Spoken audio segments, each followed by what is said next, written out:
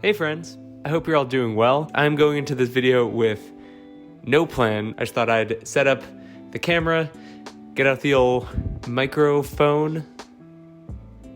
No? Anyone? No? And talk at the camera for a little bit about the books that I've been reading. I've been reading a lot of great books that I've been really excited about. I've read a good amount of books this year. I think I set my reading goal too low. I think I had it at like 26 books, the reading goal was at, and I passed that a couple books ago. And it's the beginning of July, so I might need to up the reading goal, but I also kind of like having passed it, and now I'm just kind of in the clear. I can read at whatever pace I want. I could do that before, but now I'm giving myself permission to.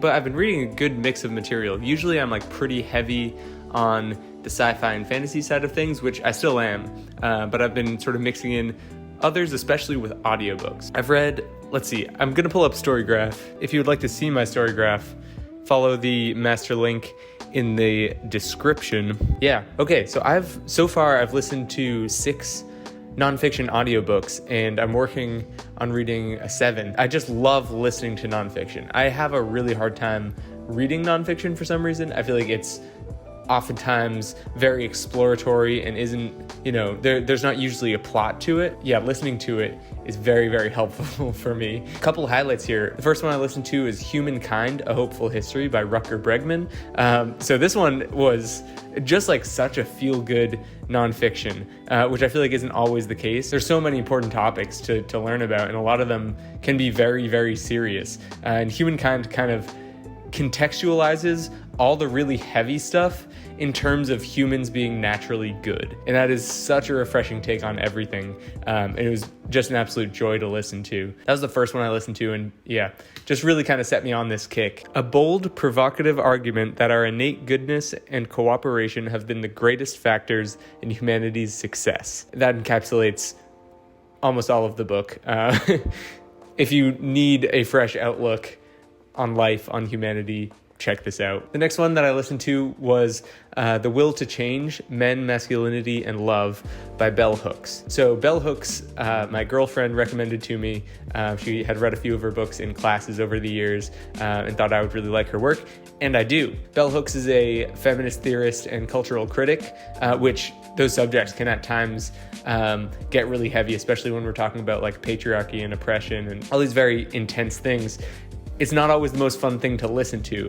And I was sort of going in with that mindset, reading The Will to Change, but it ended up being like so enjoyable for me to hear someone who is a professional in this field who, dedicated her life to being, a feminist theorist and cultural critic, and reaffirming a lot of things that I had already thought. I think in the past I've looked at feminism as something that I can support, but I can never really be part of because of my identity. But The Will to Change absolutely cleared that up for me.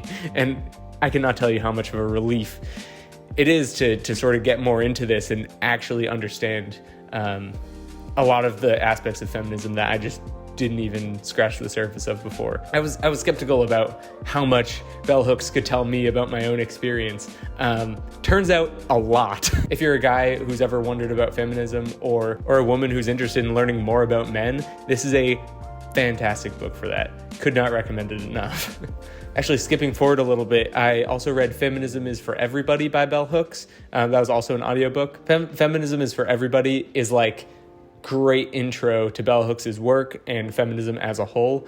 I think that The Will to Change dives a little bit more deeper into masculinity and just everything related to that. Feminism is for Everybody is more of like an overview and doesn't go as deeply into any of the topics, but it mentions everything.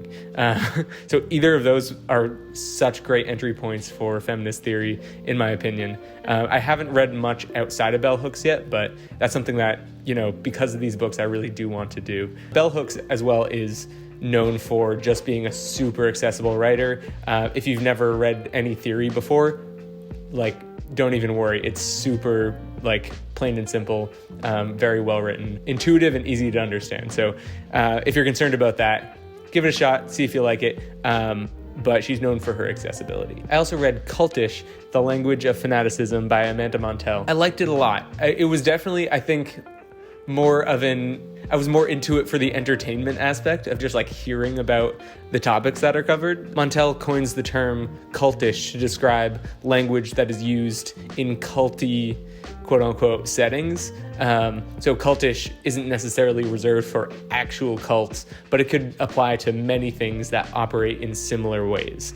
So one thing she talks a lot about is multi-level marketing. I have like a couple qualms with the way that things are addressed, but for the most part, just super interesting read, and a lot of fun to listen to. There are so many stories throughout it that are just like deeply interesting, whether it's like Jonestown level cults or moms selling Tupperware. You can see cultish language being used in many aspects of life, and now that I know it, I just can't unsee it. It's very, very informative, entertaining read. The most recent two that I listened to are also sort of more entertaining in my opinion. I learned a lot from them, definitely, but I don't want to give the impression that you don't have to pay attention to audiobooks, but they are great for listening to while you do other stuff. It's always a good time.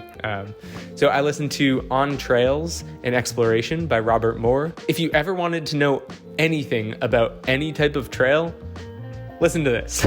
He talks about the Appalachian Trail, to trails that ants make with pheromones, to like religious trails and like paths of living. Everything from the physical to the chemical to the metaphysical to the linguistic. Trails are everywhere, and this book talks about them. So it was really fun to read. I don't think it was as sort of like mentally engaging as some of the others that I listened to, but definitely super interesting to me. I didn't actually know about the International Appalachian Trail. That's something that's covered in this that I thought was really cool. The last one that I finished was Gulp, Adventures on the Alimentary Canal by Mary Roach. So Mary Roach is known for being just a hilarious science writer, which I think is just the perfect combination.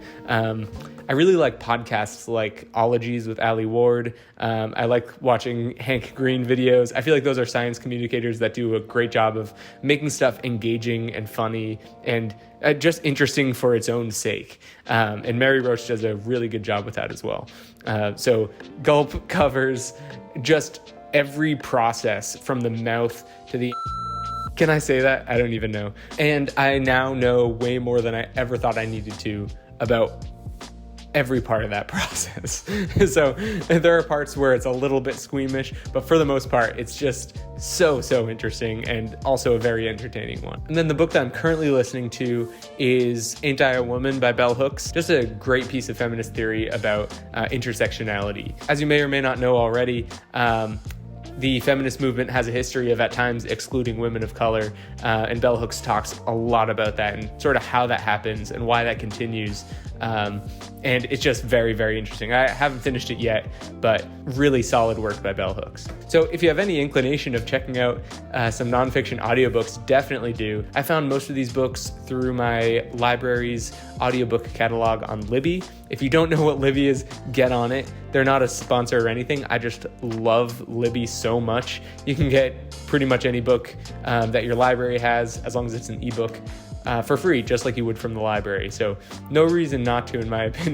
If you'd like to see another sci-fi or fantasy video, let me know. I've been reading a lot of fantasy recently. I'm currently reading The Fellowship of the Ring, which I'm loving so far. It is so far living up to the hype. So super excited about that. Started the Percy Jackson series and started the First Law trilogy. So if you're interested in hearing about those or hearing about my progress through those, let me know in the comments. Happy reading, everyone. Until next time, peace.